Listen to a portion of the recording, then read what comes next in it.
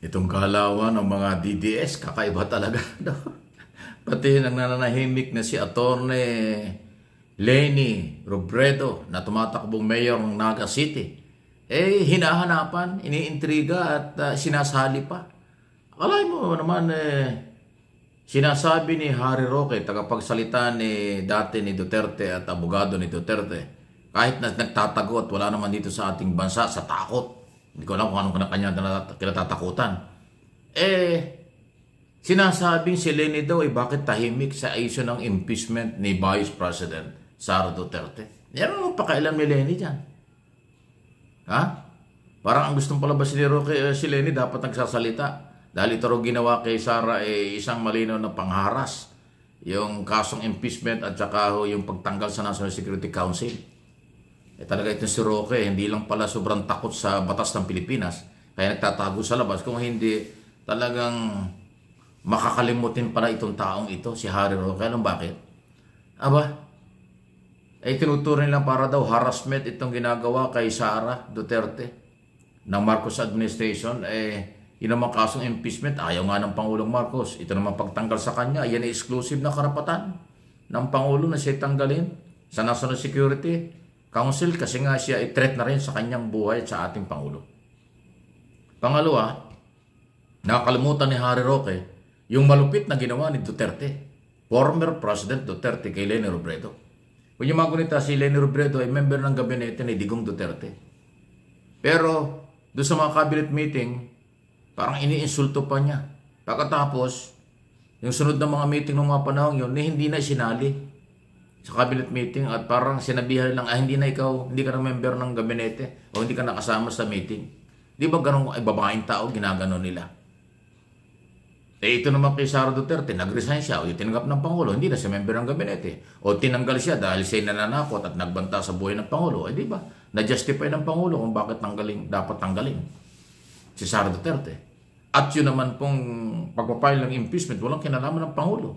Sabi nga ng Pangulo, hindi kailangan ng impeachment. Pero marginalized sector, civil society, kaparian, mga abogado nag-file.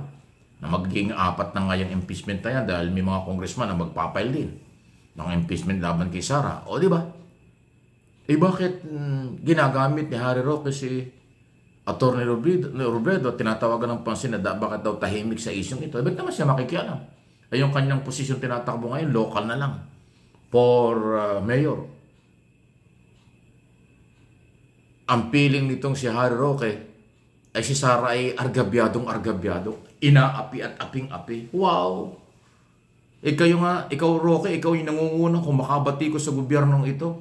Makapagsabi kang bangag itong ating ng Pangulong Marcos. Ikaw yun Pero na ikaw imbestigahan ng Quadcom dahil sa bigla mong pagyaman.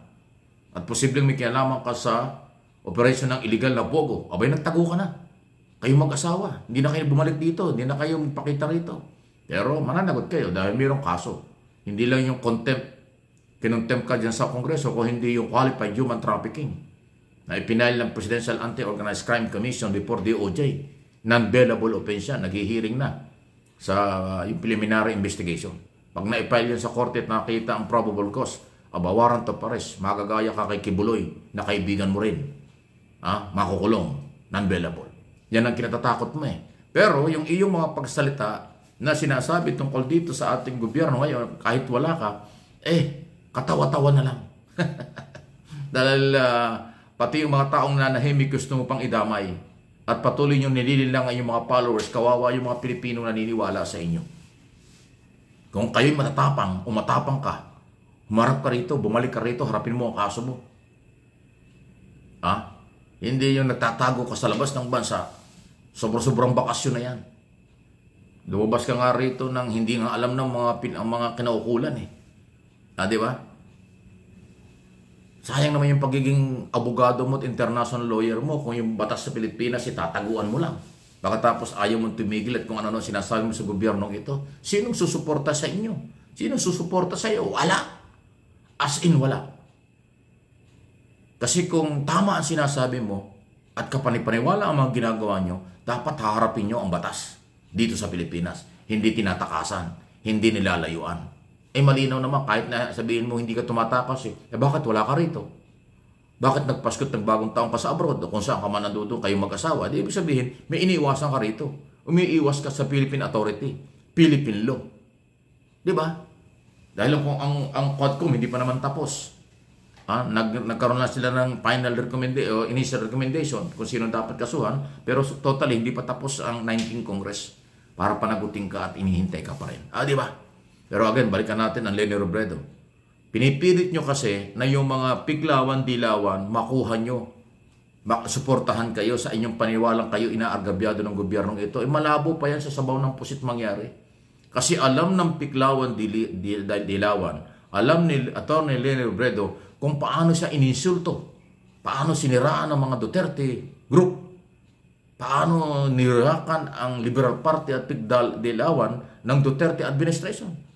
Kaya malabo pa talaga sa sabaw ng pusit na kayo samahan ng piglawan-dilawan. Ang piglawan-dilawan sumusuporta na sa mga magagandang programa ng Marcos administration. Wala silang matitinding batikos laban sa Pangulo. Ang kanilang mga issue tinatalakay, pwedeng constructive lang ang dating. Yung criticism nila, yung kanilang mga pagpuna ay constructive naman. Wake up ko lang.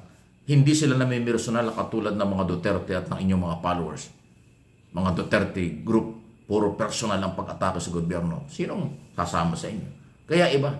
Kasi itong piglawan-dilawan, professional na mga politiko ang nandyan at supporters nila.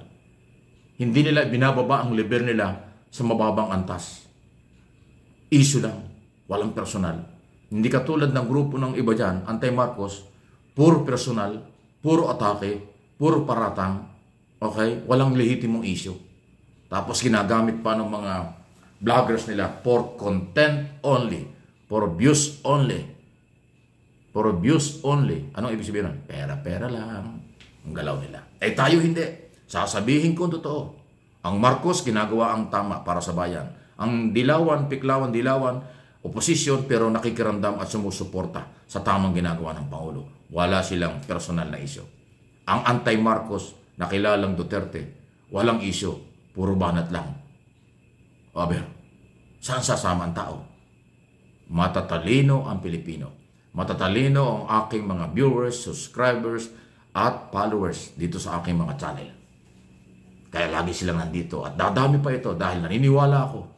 Padami ng padami at maraming Pilipinong matatalino dito at sa abroad. Hindi sila magpapagamit sa makasarili.